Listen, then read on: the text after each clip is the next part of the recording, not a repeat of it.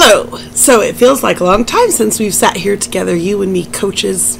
But Nadia and I had a delightful conversation today, and then I received an email from her that reminded me we have not talked about the coffee dates. So obviously Rick and Andrew have the cat out of the bag, which was totally appropriate, warning our people that we would be calling them to take them out to coffee. So I thought, let's you and I chat about the coffee date.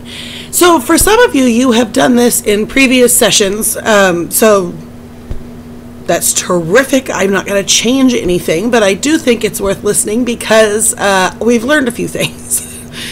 We've learned the basic gist is when we leave our people to simply round out the session, one of the downsides of every 12 weeks starting over is that our leaders kind of go to a clean slate every 12 weeks, which that should be lovely.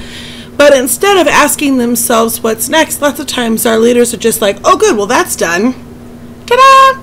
So even though their hearts are totally in the right place and they want to do the right thing, often they don't ask themselves what's next. It's just a human nature thing. So the idea is for us to partner with them. The beauty is you've had 12 weeks to watch them, to interact with them, to counsel them, to guide them. But maybe more importantly, you've had 12 weeks to pray over them. So my heart is that we would be a bridge between God's love and care and tenderness for them, God's dreams for them, and them. That God makes himself available to them directly, but sometimes it's in the affirmation from other people that makes a huge difference. So first I want to say what this coffee date is, and then I'd like to say what this coffee date is not. So this coffee date is a major tool in the next step of their spiritual journey. This coffee date is a gift from you to them or from us to them. So go ahead and keep your receipts. If it's a financial hardship, don't feel badly at all about turning in your receipts. Make sure to put your name and their name on it. That's just a reminder, and put it in my box. I would happily reimburse you. So this coffee date is a treat to them. This coffee date is an opportunity for you one-on-one or one-on-two if you get your groups together with their coordinator, leader, and coordinator, or if you get your couple of leaders together.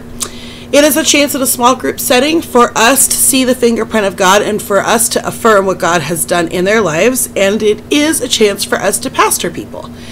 That makes this amazingly fun. When I say pastoring, what I mean is let's look out on their behalf and then say on their behalf. This is not, okay, let's switch into what it's not.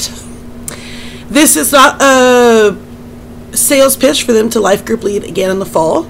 This is not something that we need to force on them. Our hope is that with friendly invitations and sincere requests that they will come, but this is not the kind of thing that you can afford to waste your energy in hammering home with somebody. This is not, oh, there was one more. It'll come back to me. We will be perceived when we ask them to get together with us, which I thought Andrew and Rick did a great job of setting the tone for this thing. It is very natural, however, for our leaders to assume that this is us getting together to tell them that they spiritually are obligated to lead a life group next session. They know us better than to think that we're just going to twist their arm and make them do it, but in their heart of hearts, they're kind of concerned that's the case. So I want to talk just a little bit about this. What I would love to see us do is look out for them on their best interest and then have the courage to speak up. So if you've got a leader that is tooling forward and really plans on leading again, but you can tell they haven't really prayed their way through it, please look out on their behalf, look out for their best interest, and say, you know what, have you prayed about that? What's God saying? Why do you feel like that's the next step for you? Because sometimes we can spot potential burnout or spiritual autopilot better than them. So the idea is just to look at on their behalf. There might be some of our leaders that should be taking a break. There might be some of our leaders that are like, well, I wrapped up this session. I don't necessarily even cross their mind to see if they should lead again next session. And so for some of them, they're just autopiloting onto, I guess I'll take a break. And for that person, I would say, I would do the same exact question, did you pray about that? What did God say? Why do you feel like that's the case? And then use that conversation. If they did pray about it and they feel like God is telling them to take a break, then God has something he wants to shape in them even through that break.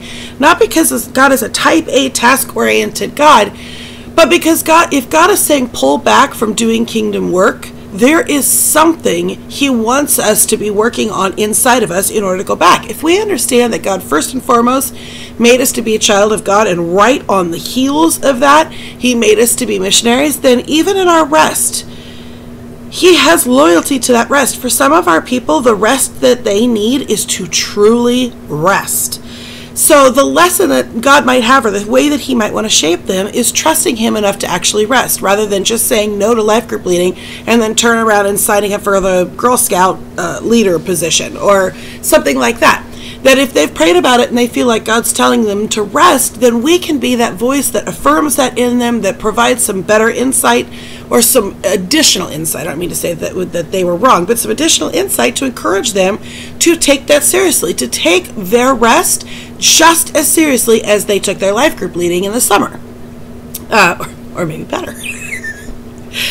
And then for some of our leaders, they need to hear what this fall is going to be like. That maybe they are praying about it and they're thinking about it, but the switch to message-based life groups just has them wondering. So to that end, you don't want to wait for this because we've had enough discussions, but Sarah is doing, not this Monday, but next Monday, a whole video just on that, what we can look forward to in the fall with the message-based life groups. But I am giving you, attached to this same email, I'm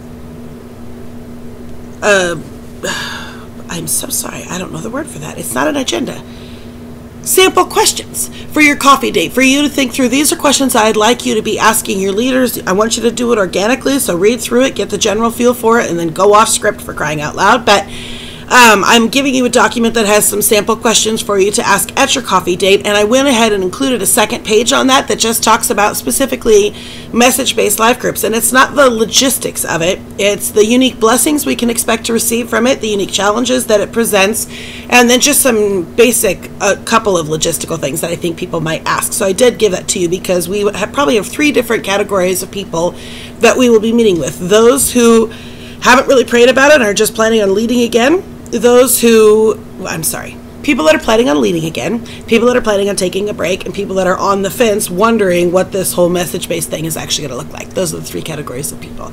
I don't want to assume that our people haven't prayed. You might be meeting with them and they've totally been praying. The idea is to draw them out to talking about those prayers. And then if you find out that they haven't prayed, then in the process of talking with them, provide the inspiration for them to go pray. So there's actually going to be 2 things I attached to this email. One is that first document with sample questions and a little bit about the Sunday morning message-based life groups. And then secondly is a list of dates. It's a PDF document that you're welcome to forward on to your leaders that are thinking about leading in the fall. Or to have a printout with you. I don't really care. But I figure some of you, Nadia has already met with them. Some of you are going to meet with people that want to lead in the fall, and I want to get those dates in their hands ASAP. So it tells when Converge is in the huddle. It's got all of it right there. So I would just want that to be handy.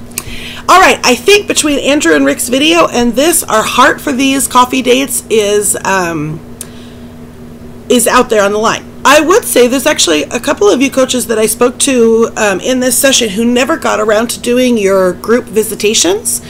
And I have heard some rumors of people that didn't actually get around to doing their original coffee date. So let me just for a quick second say, when you told me that, you also lamented about how lame that has made it in trying to coach your leader because it just didn't give the right tone going. We don't have that same impetus with this last coffee date because the truth is there isn't anybody looking over our shoulders, including the leaders themselves, other than now the fact that Andrew and Rick have put out the fact that we'll be calling them. They are expecting it, but there's really nobody looking over our shoulders saying, if you don't do that, you failed at your job. And in that, it might be tempting to think, I don't really need to take them out on a coffee. That isn't that big of a deal. I'll just give them a call, or I'll just email them a couple of questions and we'll exchange. Or it's really hard to get a hold of these people, so I'll start by emailing them, and then if they respond to me, then I'll take them out to coffee. I would like to encourage you not to cut this corner. I did earlier say this is not the kind of thing you can stiff arm somebody into. If somebody is stiff-arming you, then they don't want to talk about this topic anyway. So I would say do your best to charm them into coming a meeting with you, but I've already clearly stated that this isn't the kind of thing that you can nag somebody into. That being said, please don't shortcut it, because there isn't another step for some of these leaders. This was their one shot at life group leading, and it's totally possible. We would not find out in a group setting, but it's totally possible that they're leaving this session wondering if they did a good job.